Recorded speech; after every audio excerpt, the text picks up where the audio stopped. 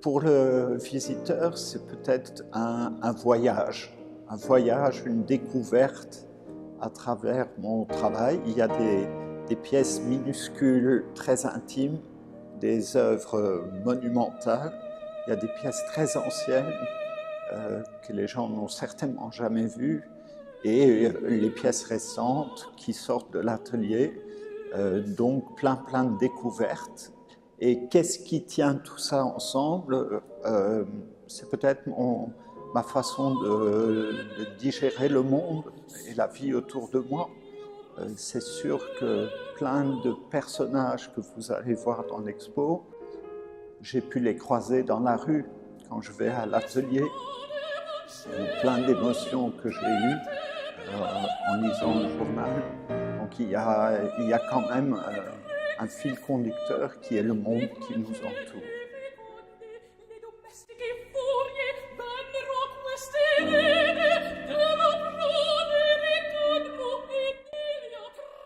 Sunrise, sunset, le soleil qui se lève, le soleil qui se couche, c'est l'histoire des empires et c'est l'histoire de nos vies. Nos vies, c'est tous, on se met debout, et un jour on se couche, et on est dans cette action tout le temps. Et cette action-là, c'est la vie du monde, c'est la vie de nous, c'est la vie des empires, c'est la vie des États. Donc c'est vraiment, je pense, assez fort comme symbole pour ce qu'on voit dans l'expo. Et en plus, sunrise, sunset, dans sunset, il y a le mot set qui me renvoie au théâtre, et peut-être que c'est aussi que notre vie, c'est un grand théâtre. La chose, c'est que vous voyez, je suis assis sur un point d'observation. Partout dans l'expo, il y a comme ça ces sculptures posées au sol sur lesquelles le visiteur peut s'asseoir. Parce que ce que je trouve le plus important dans les musées, c'est toujours les bancs. C'est là où on arrête le temps, c'est là où on se repose, c'est là où on regarde peut-être plus son Instagram 2 minutes, mais on souffle et on regarde.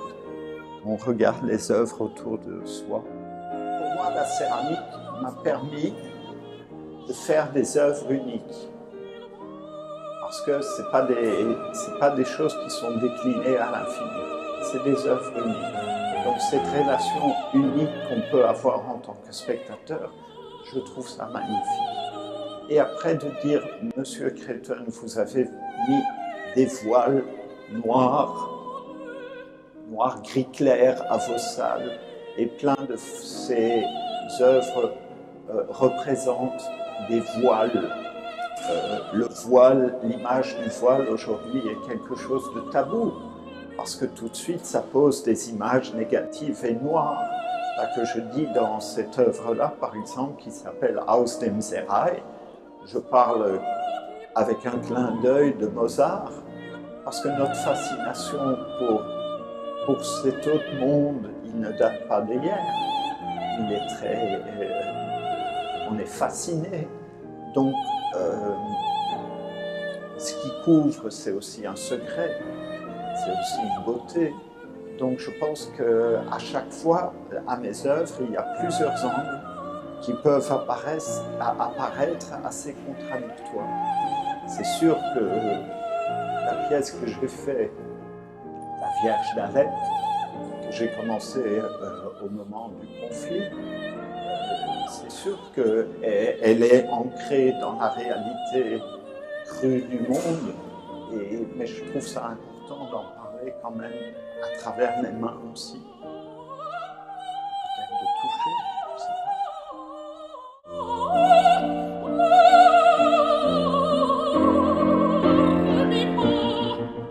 Une idée sur qu'est-ce que c'est une œuvre d'art. Une œuvre d'art, c'est effectivement une batterie à laquelle nous, le spectateur, on peut se recharger. C'est quelque chose, si on fait une œuvre et elle nous donne de l'énergie, elle nous donne, elle a une force. Les battes de baseball en porcelaine avec les fleurs deviennent des symboles. Elles sont des symboles phalliques, et elles sont aussi impuissantes. En les rendant œuvres d'art, elles deviennent impuissantes. Et au même moment, vous voyez par les couleurs que ça devient des pays et que tout d'un coup, on est en politique. Et comme ça, dans plein de salles, les œuvres sont comme des serrures. Les œuvres sont comme des portes.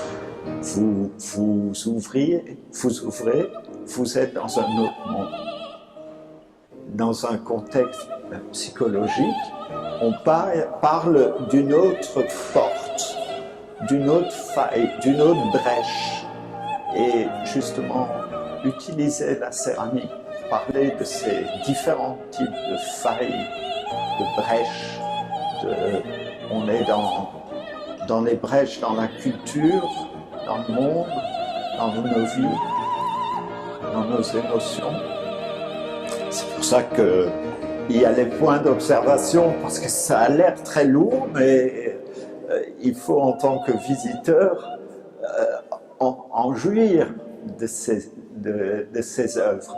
Et donc posez-vous, regardez et laissez les choses venir vers vous.